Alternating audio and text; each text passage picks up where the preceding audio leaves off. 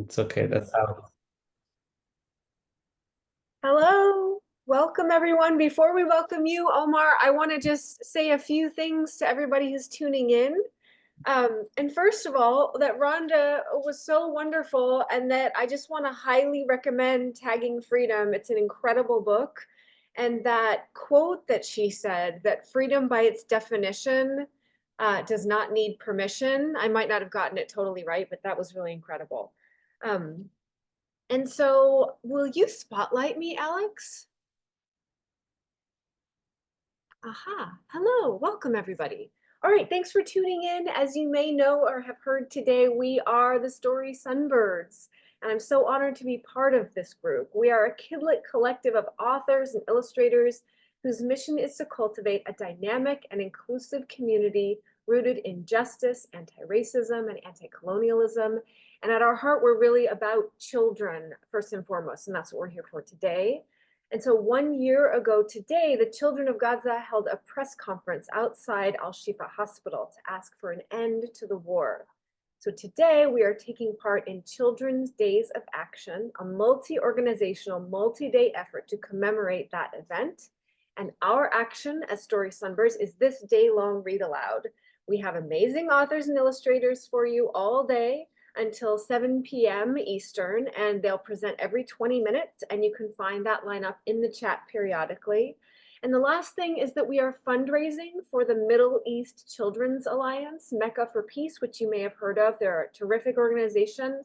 And so if you email us a receipt of your donation at the link that will be shared, then you'll be entered to win one of the signed books that one of our presenters today, or many of our presenters today, are donating.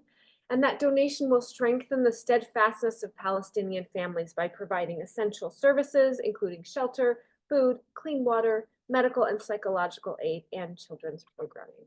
So thanks for being here. And now we get to introduce Omar Abed, who is a wonderful author who has published recently his first picture book.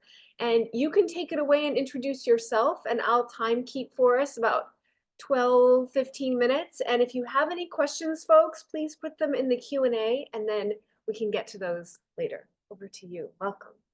Awesome. Thank you so much, Danielle. Good to see you again. It's been a while. And Same. I was actually here earlier on today to kind of kick off today's event. So some of you already might have seen me. But this time I am back to just read and enjoy some time together. So I am the author of the book that almost rhymed, and it's a super fun book. We're going to read it together now. And then hopefully we'll have time for questions or any of that afterwards. Um, Thought I was going to hold up the book, but that might be a little funky. So I can share my screen if that will work. And if not, then no worries. But let me see. Oh, I can. Look at the internet. How amazing. Okay, let's try this. Alrighty, hopefully you all can see that. So we're going to read the book that almost rhymed. I won't give away too much. We'll just kick it off. So this is the book that almost rhymed, written by me and illustrated by Hatem Ali. Actually, before we start, I'm going to say one thing. We are here celebrating Palestinian culture and just the right to exist, the right to humanity. And so I will say that Hatem has done an amazing job of inserting little Easter eggs throughout the book. He knew that I am Palestinian American, and he did a great job of putting some symbols of Palestine throughout the book that are hidden unless you know to look for them. So if you know to look for them, if you find them, feel free to call them out in the chat or wherever you'd like. Yeah, that's just a little thing I'll say. Alrighty, the book that almost rhymed. The other day I wrote this book. You won't believe how long it took. It rhymed and I was super proud. It sounded great when read out loud. But then my sister came along and now the story sounds all better. As I was saying, my sister took a crayon in hand and did something I cannot stand. She ruined every rhyming verse, so now my story sounds much more magnificent. As I was saying, I wrote a smooth and seamless story about a brave knight's quest for glory. He yearned for treasure all his own, and so he journeyed all alongside a fierce and friendly detective. Fine. She tagged along to join the action, but mostly was a huge a helpful new perspective. Right. But they had lost the treasure map. They searched for any trace or scrap. At last, they knew just where to look and found it folded in his pocket. Of course. Finally, the knight could lead. They rode upon his noble rocket. But that doesn't make any. Okay, whatever. They searched for treasure out in space, but never found the slightest trace. The crew, stranded, empty handed, returned to Earth and safely did a flip. Yikes. The rocket spun with such commotion that it crashed into the ocean. But our heroes stayed afloat and climbed aboard a passing pirate ship. Oh no. On deck, they faced a frightful sight. The pirates were prepared to dance. Seriously? So after the dance, the pirates offered them a lift and, in return, asked for a gift. With nothing else to trade on board, the knight gave up his gleaming pants. You can't be serious.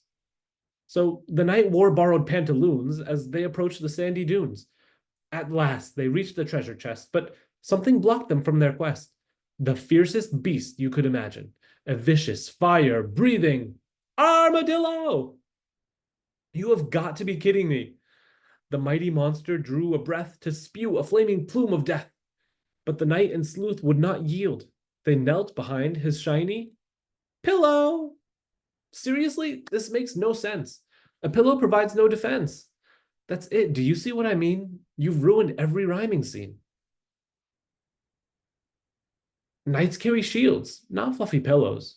And dragons breathe fire, not armadillos. And why would the knight trade his pants? Have you ever seen pirates dance? The boat was not a pirate ship. They safely landed. Skip the flip. And knights ride noble steeds, not rockets. The map was not tucked in his pocket. He didn't want a new perspective. He had no need for the detective. Hang on. I see what's happened here. Your words did rhyme. This time it's clear. I just wanted to sound like you, to rhyme and talk the way you do, to learn all of the words you know and make mine go the way yours flow. Look at that. At last I see you're a rhythmic rhyming prodigy. In fact, when we work together, we make our story even better. But wait, there's still a problem left to solve. Our hero's fate is unresolved. They're trapped in quite a sticky spot.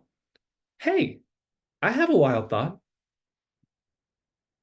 What if the knight tossed the pillow? To distract the armadillo. Then the brave detective tickled, so the beast giggled and wiggled, and curled himself into a ball, and crashed down in a mighty fall. The heroes rolled the beast away, and that was how they saved the day. They grabbed the chest, undid the flaps, and found inside more treasure maps. Well, it wasn't quite what I intended, but that was how our story got started. Exactly. They grabbed a new map from the chest and set off on a brand new quest. And that's the book that almost rhymed. Thank you for listening. Thank you for tuning in. Thank you, Omar. That was incredible. It's a hilarious read aloud. Do you have anything else you want to share about the book before we get to questions?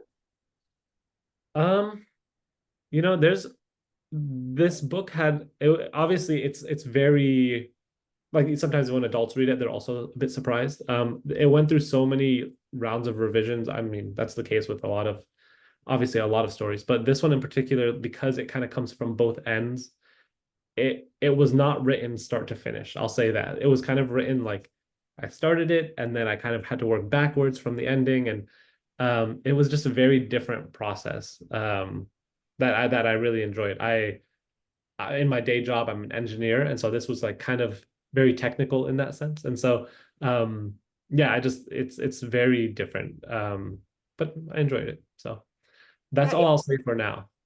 it's like a hilarious puzzle. Yeah, And it's I want it's to know literary if puzzle.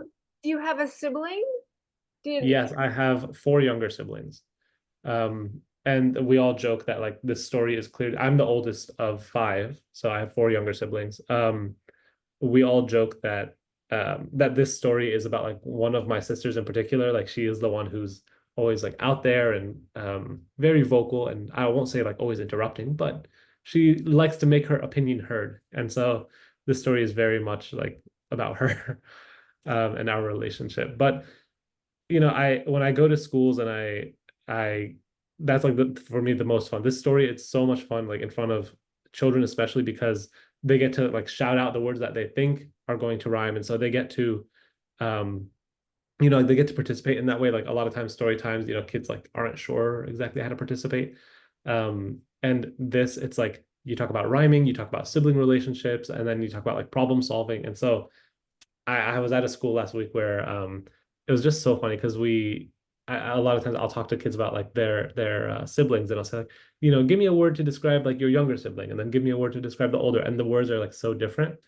Um, and everybody's like, oh, my younger sibling's annoying, my younger sibling's this and that, like they cry a lot, and then the younger siblings are like, oh, my older sibling is so smart and like they're so funny. And like, so you see these like dynamics play out. So on the like, yes, on the surface, it's like a silly story. It's fun and it's just like ridiculous. Like everybody loves like the fire breathing armadillo, which Hattem like brought to life very well. But then you dive into it and kids really, I think they take something away from it, even if they don't necessarily realize it at first. Um, so Right. yeah, yeah. Well, other people might put questions in the Q&A, but that's a question I have for you then is sort of what's a word you would use to describe yourself as a writer, and then also what you do want your takeaways to be, particularly with this book and with all Mm. of the things I'm sure you're working on. Yeah, that's a good question.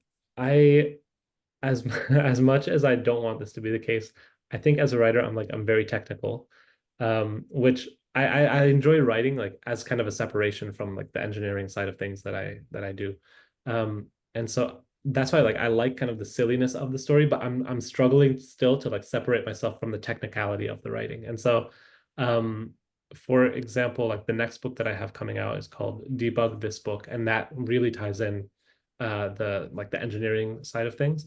But again, it's very technical. It's like, oh, this book is infected with a computer virus and it's starting to break down. And so I think I'm like slowly taking steps away from like that technicality, but that's probably how that has influenced my writing so far. Yeah, it's been very interesting. But I think part of the what makes like the writing so fun is getting to experience the book once the illustrations have come in. Like for me, I wrote the book at this point 4 years ago, and it just came out, I don't know, 8, 9 months ago. But when I saw the illustrations for the first time, it's like you're experiencing the book all over again. Like Hattem does an amazing job. I'm excited because Hattem is going to come on right after me, and he's just like just like watching his mind work is very interesting. So I like getting to go through that with my debut. I didn't realize at first like how privileged I was to like be paired with Hattem. People are like, "Oh, did you go find him?" And like, because now we're in like Story Sunbirds together, and we've connected in so many other avenues. And I would not have even known him if my publisher. Well, I mean, I knew his work before. Like we have, The Proudest Blue and all these books, um, but I wouldn't have like been that connected to him if my publisher didn't come and say, hey, what do you think about working with Hattem? And I was like, do I really get that option? Like, thanks. Yeah, Um, huge yeah, honor, right? He's a rock star. yeah. I mean, yeah, when I mentioned it, I was like, oh, there's this illustrator. He has done a few books, and people are like, I know him. Like he's done an amazing books. I'm like, okay, cool. I didn't know if that's just me being in like this little writing bubble that I know Hattem is a beast, but um yeah, so it's cool. And then obviously like just to have this book coming out like, this year when people are looking for not just like ways to educate themselves about Palestine, but also ways to like celebrate culture in ways like again, it's human culture. So it's not just like Palestine, but Palestinian children are human children. So he did a great job of like you instill little symbols of Palestine that are just ways to normalize something that that doesn't get normalized enough. If we're only talking about Palestine in the context of like, here's all these bad things, here's resilience, here's whatever, like, yes, those are true. These children and these people are resilient. Um, but if that's all we know them as, and then like you're kind of missing the other part of their humanity. Um, If we have time at the end, maybe you can show us a couple of those symbols in the book. But first, there is a question in the Q&A. Charisse is asking, first of all, saying, I love this, thank you. And then how much time do you spend on book titles? Interesting. Both of You know, yours are really good. The book that almost rhymed, and then you said it's Debug This Book is your fourth title. yeah. Yeah, that's funny because the publisher actually came back to me and they were like, "Can you change the title?" And I struggled with it for a while. Yeah, Book that almost I yeah, they came and they were like, "Oh, could you make a title that almost rhymes?" And I was like, "What does that even mean?" Like, because so now when I before the book came out, I was like, "Oh, the book that almost rhymed," and people were like, "What do you mean almost rhyme? Does it rhyme or does it not?" And I was like, "Well, it does, and then it doesn't. Like, it almost does." So the title makes sense once you know the story. Um, but yeah, they came back and they were like, "Can you make the title almost rhyme?" And I was like, I was like, I don't know how I would like set up a rhyme and then tear it down all within like make without making the title too long. So I struggled, and my agent came back and he was like, "It's okay to tell them no." He's like, "This is a great title. It's okay to say no." So yeah, I had to learn to say no. And that's how this title came. that's My too, right? You have to learn to advocate and where to say no and yeah. where. Yeah. And also like a fun fact about this book is like the sibling roles, they used to be switched actually. It was an older sister being interrupted by her younger brother. And then like the publisher came and helped swap them. So now I see the value of that. But yeah, so a lot of things changed throughout the process. And then Debug This Book again, it's because I'm trying to get away from like my meta book era where all these things are happening within the book. So hopefully book three will not be about the book being a book, but we'll see. We don't mind either way because they're delightful. There's one more question which ties into looking for those Easter eggs of Palestinian culture that Hatem put in. And Autumn is asking, when you read the book to kids, including your own, do they find the bits of Palestinian rep in the illustrations? So maybe you can answer that and show us one of them as Yes. because I think we want to know and see. Yes. Let me figure out how to share my screen again. I might have lost it. Or you can even hold your book up if it's just Oh, easier. true. Okay, so very small example. Like again, these are very subtle. But you see like the hatta behind me. This is like a Palestinian symbol pattern design. Hatem did an amazing job. You're not going to see it probably on camera, but like in the behind the words here is that same hatta like pattern. And so it's like the actual texture of the, let me find it. Hold on.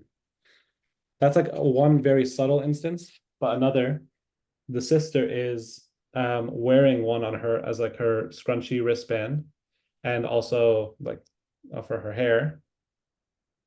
And then there's Do a kids few others. notice? Do kids notice those? If I point out, so I've done a lot of these kind of I've gone to like Muslim private schools as well, and I'll say like in certain circles I'll feel more comfortable calling it out, and I'll be like, hey, if you find, I'll like bring candy, and I'll be like, hey, if you find like a Palestine symbol, like you'll find some candy. And then they go through the whole book, they're like, oh, we didn't notice, and they go through and they find them actually. And another one that people find often is it's like a thobe, it's like a dress pattern. Let me see if I can find it. Yeah, There's one that's really prominent. Oh, okay. Like here, for example. So a thobe is a Palestinian dress, and you'll see like this pirate wearing the thobe pattern. So it's like that red kind of it's like a stitching kind of pattern. So little things like that. There's also, I have to find it because there's one that's really great. This key shows up throughout, which is like kind of the right of return. So on surface level, it's a key in a treasure box, sure, but there's also like uh olive tree right here. So some little subtle things like that that are just, I don't know, that I enjoy finding. Oh, and beautiful. actually, there's one final one that I'll share on this page is like a little Palestine flag down there. So like Hatem did a great job. Well done. Well done. Oh, okay, that's awesome, Nadine. Nadine is saying her students found them. Oh, So yeah. nice. And they were so excited when they found them. Love. Thank you. Well, while I'm closing us out here, would you be willing to drop your information in the chat for folks? Yeah, of course. so that they can know where to find you online on Instagram or social media or your website. Um, Yeah.